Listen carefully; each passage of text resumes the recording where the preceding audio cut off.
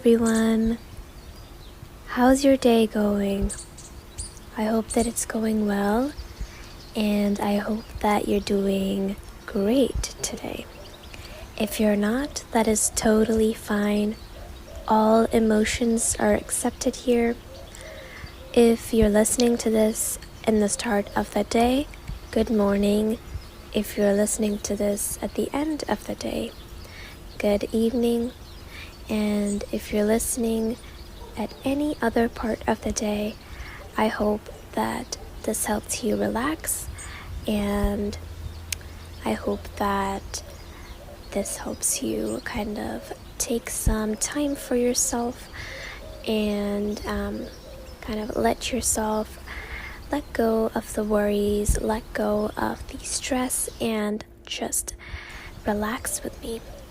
So we're gonna do some breathing exercises before we get into today's episode. So if you're ready, breathe in. Hold your breath 1, 2, 3, and breathe out. Again, breathe in. Hold your breath 1, 2, 3, and breathe out. I hope that now you are relaxed. I hope that whatever was bothering you is gone. If it's not, that's totally fine. You can do more breathing exercises after this episode. They're always good to do. So, today's episode is gonna be about penguins. Penguins are fascinating creatures. They're amazing. They adapt to cold environments, extremely cold environments. They mostly live in the south, and they have all these cool adaptations that we're gonna be learning about today. They are definitely flightless creatures, but that doesn't make them any less cooler than birds that fly. In fact, it makes them more cooler because they can swim. Speaking of swimming, penguins can swim up to around 15 miles per hour. Wow, isn't that cool? So, penguins, they're amazing hunters, especially underwater. So I feel like they definitely needed that adaptation to swim fast. So if we look into the history of the penguin, penguins were actually really tall. The prehistoric skeleton that was found is actually bigger than any living penguin that exists. And it is believed that they were up to 5 feet tall. Just let that sink in a little bit. I am 5 feet tall. I'm about 5'4". I'm pretty tall for a girl, but that penguins, I never thought that they could be 5 foot tall. That is pretty scary to imagine. That's really scary actually. They're almost my height. That's pretty cool though.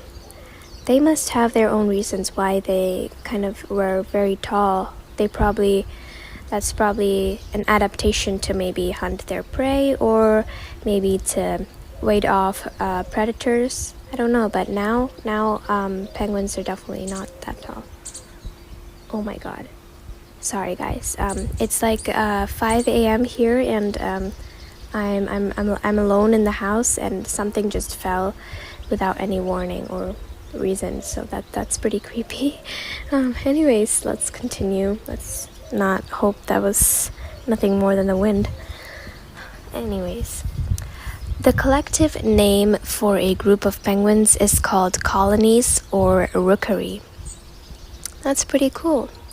I thought penguins were called flocks because all the other birds are, but that makes sense why they call them colonies, because they do live in kind of these clumped colonies that they kind of live in for breeding and I don't know for what else. Maybe warmth. Yeah, warmth and breeding.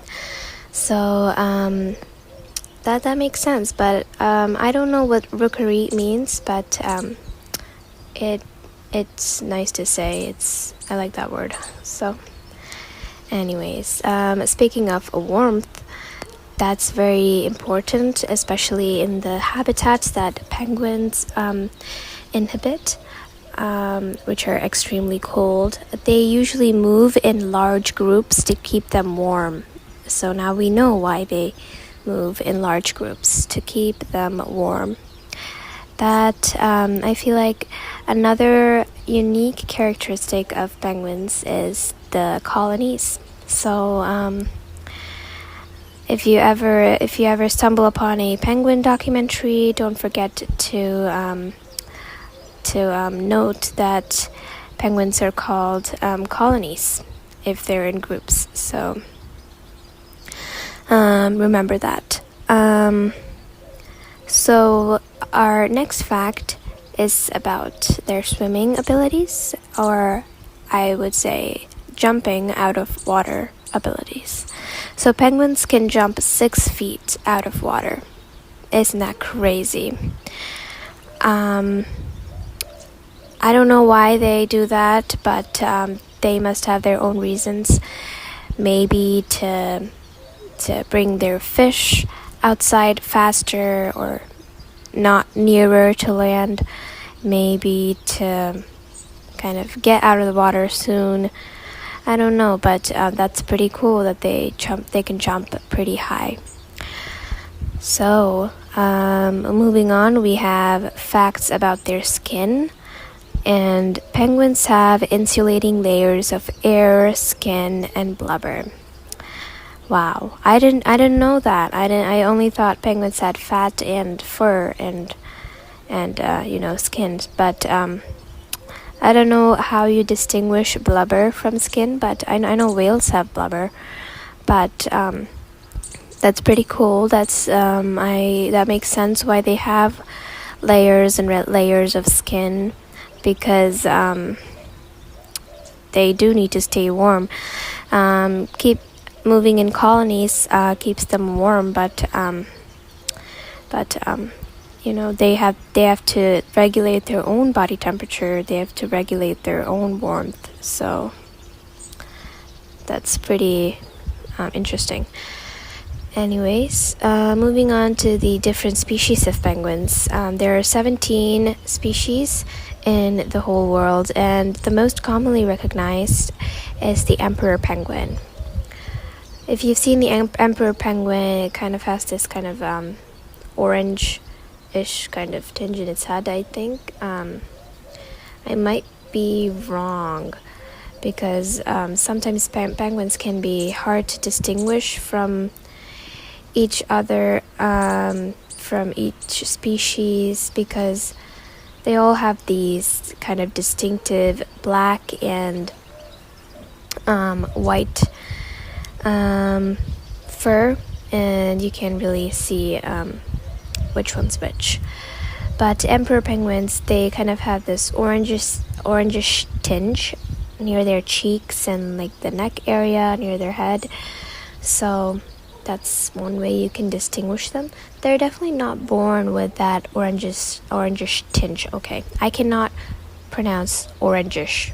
I have to work on my pronunciation, guys. It's too early in the morning to work on that. Anyways, so emperor penguins are pretty cool, and they definitely don't develop that orangish tinge. See, I pronounced that correctly now. They definitely don't express that as chicks, but as they grow up, they do develop that. Speaking of their life, in general, a penguin's lifespan ranges from 15 to 20 years. That's pretty cool. They live pretty long, I guess, for birds. But 15 to 20 years is a pretty moderate time, an average time. But I feel like many animals, they kind of they kind of live in that range, or many birds. So that's cool. Another cool fact I have here is penguins open their feathers to feel the cold. Isn't that pretty cool? Why do they want to feel the cold? I don't know. But they must have their own reasons. I'm gonna go look up why they need to feel the cold after this episode. But feel free to do your own research about penguins. They're amazing creatures, and I feel like they're just they're very unique in terms of knowing how to swim and knowing how to swim fast and even jumping. So that they're amazing creatures. You have to go look up their history and their evolution. That's pretty cool too. Anyways, I have some other facts about them. Like penguin chicks have fluffy feathers, and penguins live in the southern hemisphere. And I also have the 4 penguins in the film Madagascar are named Skipper, Kowalski, Rico, and Private. Okay, that's my favorite fact there in this whole website. And by the way, the website I'm using for today is worldanimalprotection.com. I just found this online when I was looking up penguin facts. It's a pretty good website. It has a lot of facts. You have to, if you want to kind of look up stuff, you can definitely use this website. Anyways, yeah, I find penguins of Madagascar pretty funny, as do many people, but the penguins especially are my favorite part of the movie. I like Kowalski. I don't know why. I just like that name, I guess. But I don't know. I forgot the movie. I forgot the plot. It's been a while. I watched it when I was 5, so it's a pretty good movie. Yeah, you can check it out if you're bored watching documentaries. So yeah. Anyways, getting off track there. I have some other facts as well. Penguins lay eggs. Wow, that's just a straight up 3-word fact there, like the shortest fact in the whole website. Anyways, penguins do lay eggs. They lay eggs, and the males actually balance their eggs on their feet and cover them with a belly flap to keep them warm. So appreciation for the penguin dads there. Amazing job keeping your chick warm. It's very vital to keep their chicks warm. It's very vital to keep themselves warm, especially in cold places, in where they live mostly. I feel like I've seen a documentary on that, how they guard their chicks and their eggs. So one parent guards them in between their legs, and then the other goes out to fish, and I think they take turns. I'm not sure. It's maybe only some penguins they take turns, but definitely appreciation for the parents, penguin parents. Anyways, I think this is our last fact here. Sorry. I'm having trouble opening my laptop. I'm so sorry. So, when the chick hatches, it immediately starts calling so that its parents will learn to recognize its voice. Wow. The smart chicks. It's very vital for penguins to kind of recognize their chick, because they do live in large colonies sometimes. Even in small colonies, it might be very hard to recognize their own chick. And why do they need to recognize their own chick? Because they need to feed them and they need to protect them, and that is definitely the most important one of the most important roles of parents. So it's smart that these chicks are kind of helping them out and making them making themselves known, so the parents can have an easy time finding their chicks. So anyways, that was our last fact there. This episode was pretty rough because I woke up pretty early today. I woke up around 4 a.m., which is pretty normal for me because I do some of my schoolwork at that time. But I like to wake up early in the summers too, just to kind of read and make this podcast. So if you're an early riser, I hope that I give you some company there, and I hope that this podcast kind of gave you some knowledge about penguins and made you relax most of all. I feel like since I started this podcast, I've been wanting to kind of record more episodes, and especially early in the morning. It's pretty quiet and very calm, so it makes it very, very interesting to record. So I hope that you guys enjoyed the episode, despite it being pretty rough, and I hope that you guys are having an awesome day.